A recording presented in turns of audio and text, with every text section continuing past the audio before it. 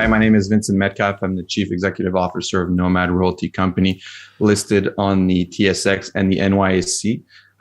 We are would say, relatively new royalty and streaming company that operates in the mid-cap space. We have 22 assets under management, with 8 of them already in production. And we've been quite acquisitive over the last 18 months. Hey, Vincent, good to see you. I haven't seen you since January 2021. Glad to see you're well. Long time. But look, want to catch up on where things are. It's been a kind of interesting space in the royalty arena for the last year. Some new entrants, some M&A activity. Looking at you guys, mixed year. Done some deals. Share price come off a lot. What's your take on last year? Well, I mean, we're building a business, right? And we want to build a sound business. And our main focus last year was coming in and really executing on the plan that we had discussed, I believe, last January. And the main things we were focused on was really bringing new streams on board, which we accomplished that. We executed on 2 new streams, one in October with the Greenstone project in Ontario, Canada, and the second one in December, which is on the Platte Reef mine in South Africa, which 2 of those assets are definitely top tier type streaming royalties in our sector. And on top of it, we also added a producing royalty on Caserones, which is a Chilean copper producer. So it was a very, very busy year for us, and pretty happy with what we accomplished. But you haven't got recognition for it yet. Okay. And I've just raised $42.5 million. Okay. So again, I don't know what you felt the reaction to that was, because that seems like a big achievement. New institutions in there. Yamana didn't follow their money, but you got some new names on the register. I mean, those are a significant moment. Yeah, well, I mean, like we did. If your investors go back to the investor the interview last year, what we said is, let us come out with the transactions, and then the investors could judge on whether or not they're good deals or bad deals. Because that's one thing that I would say our industry doesn't do well, is they raise all the money and then they spend it. And what we wanted to do is kind of reverse that, is come out with our deals, use our credit facility, because that's one thing that we did also last year. We increased our credit facility from 75 million to 150. So they gave us more capacity to do deals. So it took us a while to get those deals out, because they're really good deals. And when you deal with counterparties like Ivanhoe and Greenstone Gold Mines, these deals take a lot more time to accomplish and to structure than I would say buying a third-party royalty. So from that point of view, what was our aim last year was really to come out with good deals, show those deals to the market, and then have the market react on the back of it.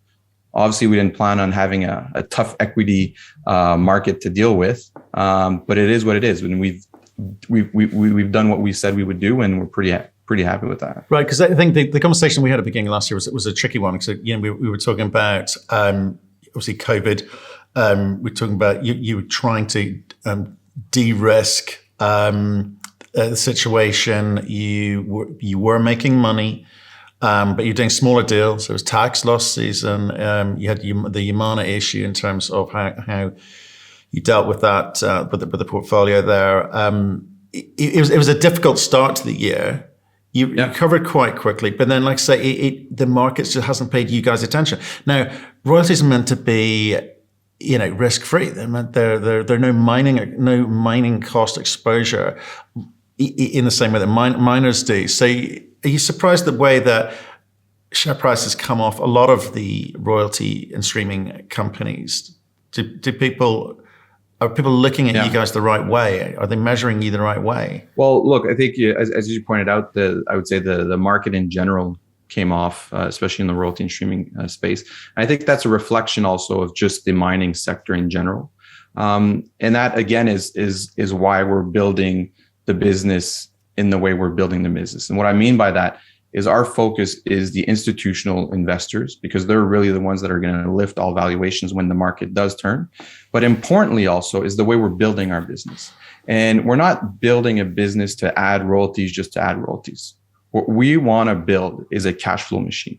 And the transactions that we've done and accomplished so far are exactly that. And they're going to enable Nomad to go from point A to, the end of the road, but through cash flow. And when you look at the junior side of the things of the market, cash flow is not their focus.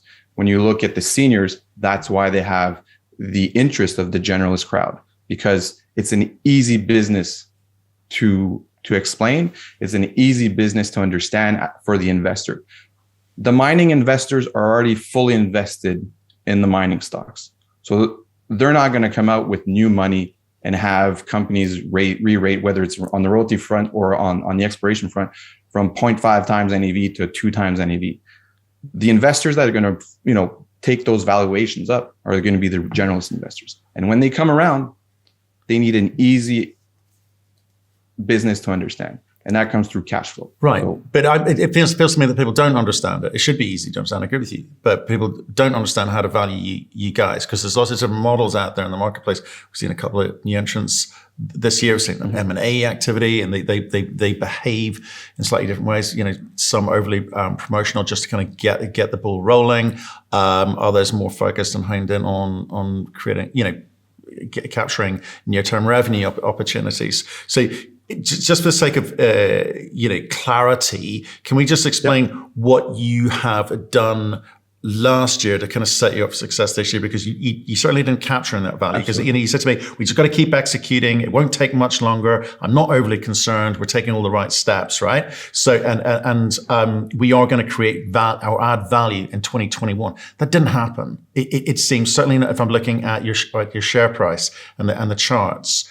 But you're saying what to me? You were able to do that? Oh, absolutely. And the way we did it was using our credit facility. So what we ended up doing. So if we take a step back and we looked at what we started with 9 assets. 4 of them were in cash flow, and the quality of the asset base was good.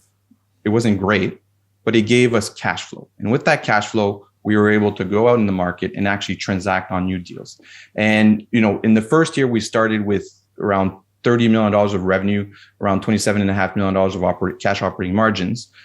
Fast forward last year, about a similar amount. But the major difference is when you look at our portfolio today, with the transactions that we've done, that initial portfolio of 9 assets from an NAV point of view only represents 40% of our current portfolio in terms of NAV. So in the last 12 months, we've added 60% of new assets to our portfolio.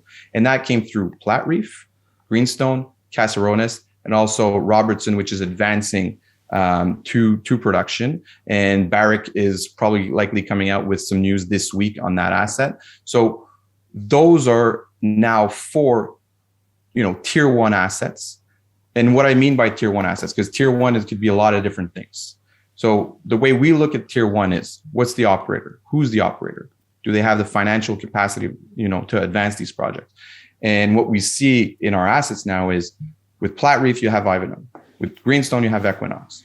With Caserones, you have JX Nippon, which is a large Japanese integrated, producer and vertically integrated, which, they end up doing a lot of different products. And then you have Robertson, which is operated by Barrick. So the 4 new assets are operated by top tier operators. Next step, those assets have, when you look at the combined average of those assets, they have a mine life of around 19 plus years. When we started with the portfolio, our average mine life was around 7 to 8 years. Fast forward to today, combined, when you look at the portfolio, looking between 18 and 19 years of average mine. Those assets don't come around. They don't. So for us to have been able to transact on Platreef and on Greenstone, those types of assets have truly transformed Nomad. Nomad is a completely different business from where it was 12 months ago. And when you look at the growth, these are real assets. Greenstone and Platreef are both already in construction. So when I was talking about, getting the easy business and getting those investors to understand my business, it's making sure that they understand, where's that cash flow coming from? What's the timeline? So for us, it's 18 to 24 months. We're basically doubling, tripling our cash flow. So that's an easy business to understand. You don't have to rely on 5-10 years optionality type plays that may or may not come to production. Right. Okay. So that's interesting. So, and thanks for that. I think that does make things clearer. So the original 9 assets generating 30 million for year 1, year 2 revenue. Mm-hmm. You've added 4. So is it 4 in total? How many have you actually? I know there's 4 major. So we've added. We're now at 22 total. So I would say right. We've done a lot of different transactions, but the 4 main transactions are the 2 streams, Caserones, and the acquisition of Coral Gold, which was the Robertson royalty. Right. Okay. So, in terms of the rest of the portfolio, so you double those 4. It's great. I was going to ask you. You saved me a lot of time. Yep. Thank you. With the rest of the portfolio, how many of those are being materially advanced? I.e., can any of them claim to be in production in the next or generating revenue for you in the next couple of years? Yeah. So of the new 4, so the 4 to 8, Woodlawn was the one that we were hoping would be in production at this point. Obviously, COVID had different plans for us on that one, but it is what it is. Blyvor is the one that is our latest, I would say, contributor to Cashflow. That's a large mine in South Africa. It produced for over 50 years. It's been reopened. With all the different restrictions around COVID, the ramp up has been a bit slower than expected. But our team's actually been on site twice in the last quarter, and things are really moving in the right direction. So from reaching from the start and reaching, let's say, normal run rate, we're in a good position, and we expect to reach that run rate of at least 50,000 ounces per year this year. So that's going to become a major contributor because that's a 10% stream. So that's going to be, at least 5,000 to 10,000 ounces going forward in the next few years. And then when you really look long term, you're looking at even probably double that. Yeah. Okay. And then we added. Yeah. Go ahead. No, I was going to say. So it's just. I think we left Woodlawn quite quickly. Is that you said it is what it is? Why did you come off that so quickly? You don't know currently what to expect from that? Oh, yeah, no, sorry. So I was focused on the production stuff, but yeah, so we spent time on Woodlawn. So Woodlawn, that one's been on care and maintenance since April, I want to say 2020, as we were basically listing. So we did get some type of deliveries. So the mill was fully built. They had an actual, real team running it. Unfortunately, with the restrictions of interprovincial traveling in Australia, they couldn't get their crews to the mine. So they put it on care and maintenance.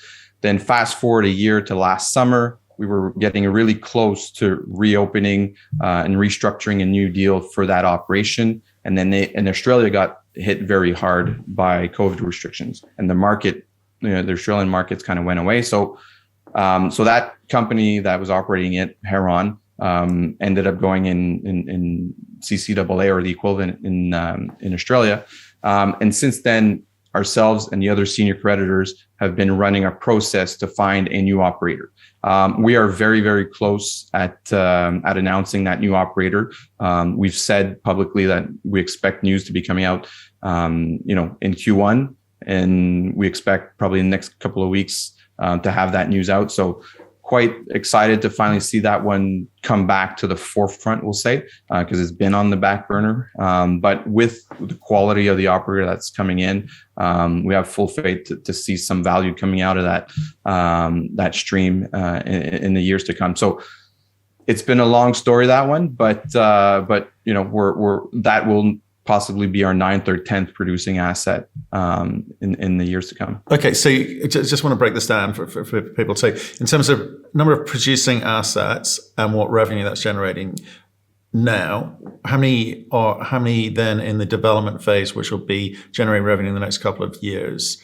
And then I'd like to understand, how many of the other assets have got 43-101 or JORC compliant reserve or resource estimates on them. So if we can start with the producers, how many producers in total producing how much so revenue? We've got 8. 8 producers. So we've got 8 of the 22 are in production. Then we've got generating how much revenue? Oh, so at the moment, around $30 million a year. Right. And have you given guidance as to what they'll deliver this year? Is that ramping up from That'll be coming out in a couple of weeks. Got it. But it'll be very similar, probably a bit more. Okay, similar to a bit more. On the development stuff, the new stuff, because this is what we talked about last time, you need to do bigger deals. You've gone and done bigger deals.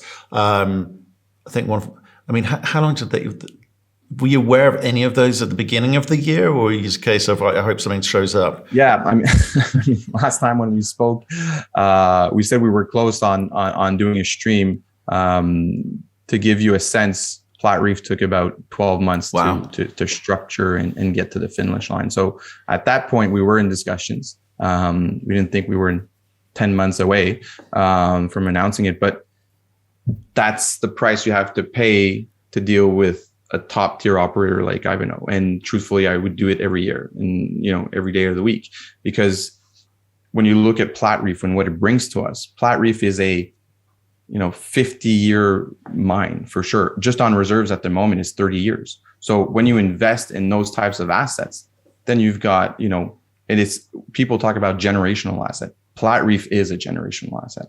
And most importantly, we don't have to wait another 10, 15 years to see that one in production. They already have 1,000-meter shaft.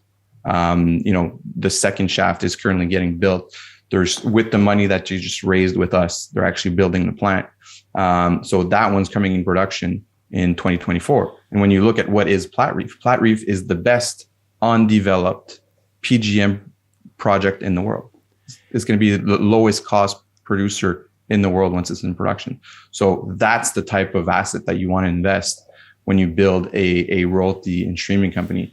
And that's where we as a team, when we got that opportunity to look at that asset, we put everything to the side and said, this is what we have to focus on. Okay. Because that is truly a company builder. Okay. So on the development stuff, revenue generating for you in the next 2 years, how is that also something you're going to give guidance on over the next couple of weeks? So if you look at our presentation, I think it's slide 7 for the investors. At the moment, there's a schematic chart that shows our current production being, the deliveries of the original Nomad portfolio, which we call, between 17 and 25,000 ounces. And that's why that range is because some of those assets are organically growing. So 17 to 25,000. And then when you look at the new assets that we added, it goes up to 50,000 plus ounces a year. And that's within the next 2 to 3 years. So just with Caserones, that's around 5,000 GEOs per year. Then you add Robertson, that's probably another 5,000 GEOs per year. And that's starting in 2024. And then Greenstone by 2024 is going to be 10,000 GEOs. So all those three are already 20,000 GEOs. And then you start looking at Platreef. Platreef is going to start out about 3,000 GEOs. But when that second phase starts, you're actually looking at 12,500 GEOs per year. So if you look at the combined growth coming from those 4 assets, that's over 30,000 GEOs. So that's almost double what we got last year. Just those 4 assets. And that's just with what we have in our portfolio. We have the credit facility, so we're paying those deposits, and we're fully financed for those assets. So from that point of view, there's no other royalty company or streaming company of our size, and even I would say some of our larger peers, that has that type of quality growth. And that comes back to what I said earlier, is we as a team wanted to build a business that was easy to understand. You just had to talk about 4 assets with top tier operators and builders. Those are easy. We don't have to say we have 300 royalties and 3/4 of those will never be mined or even explored. Those assets are not worth anything.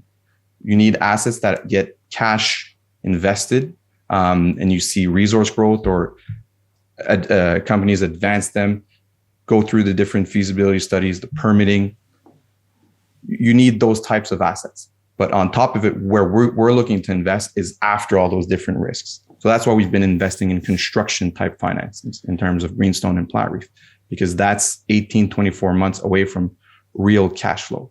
And that's how you de-risk a business. Yeah, no, absolutely. And I think the interesting thing there is in terms of if you even look at Platreef, it's not just multi-decade. Like I said, it's multi-cycle. PGM has, an erratic past, and to be able to kind of work your way through that. But I'm sure there's going to be ups and downs, and it's not going to be as flat line as this diagram suggests. But Are you can continue just looking for big, or will you be kind of also, because if you go and bid for portfolios, you're going to pick up some smaller stuff and maybe some stuff you don't necessarily want, but maybe some of these medium-sized projects are also what you need. Otherwise, in terms of your growth profile, the cash is coming in, but it's very flat for long periods of time, and the market looks for growth at all times, and these bigger deals are going to get harder and harder to. Well, it's flat. It's flat for the next. It's flat for the next couple of years. Yeah, but then in 2024,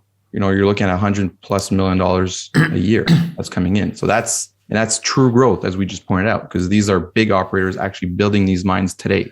We don't have to wait for those mine builds. And is that good enough? Is that good enough for the institutional guys? Because I think when you first kicked off, you're at 6% instis, moved to 12. I think you're now at 25% institutional on your register, which is great news. And for them, flat, stable, dividend paying, all good stuff. But even they, for long periods of time, are going to be looking at you. Because if I look at this chart from 24 to 29, 30, it's fairly flat, right? So my point is, and you've got ambitions to be $1 billion plus company and all of those things we talked about last time, but you've also got to keep this kind of growth component to the story at all times. So how do you, as a business, build that, put things in place to ensure that there is still a growth component to your story? Oh, I mean, growth is definitely important, but not at any price. And, last year we had the opportunity of, I would say in general, on the equities front, was a pretty tough market. So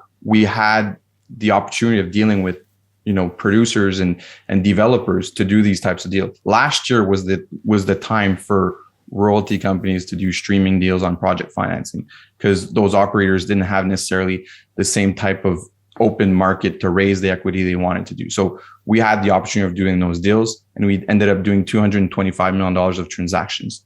And when you look at our market cap today, it's around $400 million US. So we transacted on more than half our market cap, which is nuts when you think about it.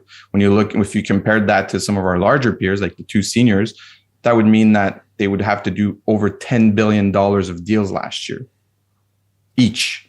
So from a growth point of view, we definitely focused on that.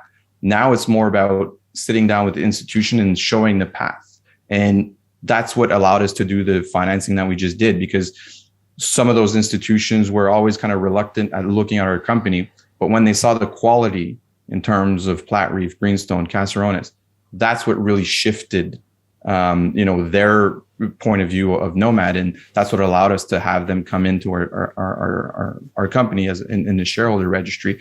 And I think that's just a moment in time. I think that really marked the first real financing for Nomad. And let's all remember that we have yet to do a real physical conference with these institutional. And then finally, at the end of this month, we're going down to Florida to sit down with the community. Yeah. So for us, that's going to be 2 years ago. That's where we announced the formation of Nomad, and we have done nothing since. We've been 100% virtual. So to finally sit down with those investors and those institutionals is going to be a big plus for us. And on top of it, from where we sit at the moment, our value is definitely not where we want it. We're trading between 0.7, 0.9 times NAV on any given day. All our peers are between 1.3 and the larger ones 2.5 times NAV. But I guarantee you that there are others that are looking at us and saying, if that value doesn't make sense, those bigger guys need to keep moving and keep building. And we always said that we would put our shareholders first, and that will always be the case. We are very large shareholders. All management are very, very large shareholders of the business, and we will do whatever is best for our shareholders. And if we always said also that we wanted to create the next Royal Gold. So we know scale has its benefits. We know liquidity has its benefit, and we've been working on that, on increasing the liquidity. Last year was not the greatest year in terms of liquidity for Nomad, but already this year we're over that $1 million threshold mark on an average day. So from an indice point of view, I think we're doing a lot of work to get into those indices, and that new financing is definitely going to help. But we will do whatever is best for our shareholders, and that means building the business into a larger entity and bringing even larger institutionals, because the royalty and streaming business is a capacity business. If you have that financing capacity, you're able to keep growing. And that's what we showed last year. We had our credit facility, we had some cash on hand, and we were able to deploy in great deals. And we did that also with the help of our largest shareholder, with Orion. And that's something that needs to be talked about, because we have a unique angle in this business where there's no formal contract between Orion and Nomad. However, Orion is the largest private equity group in the business in mining, and they see more deals than any other investor or any other royalty and streaming company. So where we're able to work hand in hand, you end up announcing deals like Platreef, where we were co-investing with them. We end up doing Greenstones, where they were actually selling a stream on it. So that's where, when we talk about competition, we don't have to rely on bank processes or having to, go through specific different, processes.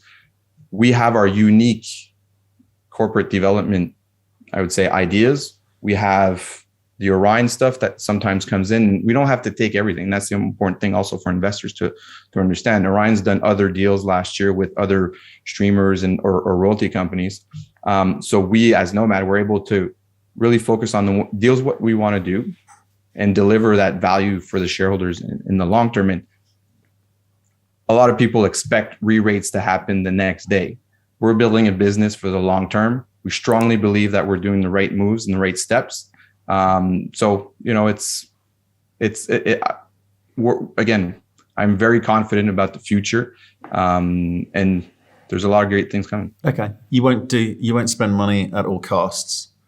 It's gonna take time. I think you've done some good deals, and you've got some unique aspects to the company. Obviously, the relationship with Orion and others in terms of genuinely not non-competitive situations. All good, but there must be a large chunk of your shareholder base thinking, well, you may not want to do things at all costs, but there's definitely a player in the market who is, and maybe your shareholders could be the beneficiary of some of the multiples being achieved by them. They're better than you at promotion, it seems. Don't have the revenue, so you're very, very attractive to them. That could get them out of a hole. Is that something that you would try to defend, or is it something that you would try to encourage? Because you're laying out a plan like most royalty and streaming CEOs that come on here and go, we're doing things the right way. It's about the per share metric, earnings per share metric. We are yet to sort of see the value being accredited to us that we are building here. There's an easy, quick win. Surely that's got to be attractive to you. Well, I think the world we live in, a lot of people want that easy, quick win. That's not our style. And, I think people have to realize also that there are other royalty companies and other streaming companies in this sector. But none of them have been around for only 18 months, the credible companies I'm talking about. And what we've done at our size has not been easy. And I don't think a lot of groups would have been able to do what we've done in with what we started, in the context in which we did it. We also listed on the NYSE. We did, there's a lot of things that we did on the corporate front. So just to give that away, to have that quick win, and who knows if that value actually stays at that level, because that's one thing is you see a lot of these levels go, these share prices go up very quickly and have that sustained level and then come back pretty quickly as well. What we want to do, and we did a deal with Orion and Yamana to start this company. We have to deliver a win to them as well. So there's, they need to make sure, we need to make sure that they have the value they were hoping for. We have investors that just came in. Those investors are very important as well. And they don't have necessarily that 3-month window to see that re-rating. What we sold them on is look at our portfolio and look at the next couple of years. So that's really our focus. But as I said before, we are in a world where industry inclusion is very important, where when you look at the market, a $500 million market cap company is a micro cap. So you need that 2, 3, even from a US market now, it's 5 billion is considered small cap. So you need that scale to really get those new investors to come in. But if we go back to what we said earlier, the way Nomad's getting built at the moment is when the market shifts and when we do have, a rush to the gold equities, we want an easy story to explain, and that's going through cash flow growth, dividend growth. I mean, we've already paid 6 dividends. We pay the highest yield in the market at 2.5%. So, and that's a sustainable dividend. So from that point of view, we want to make sure that we show that track record so that when the big generalist investor comes in, he says, you know what, that's a real company. I want to invest in that company. It's undervalued, and there is a potential that re-rating actually happens.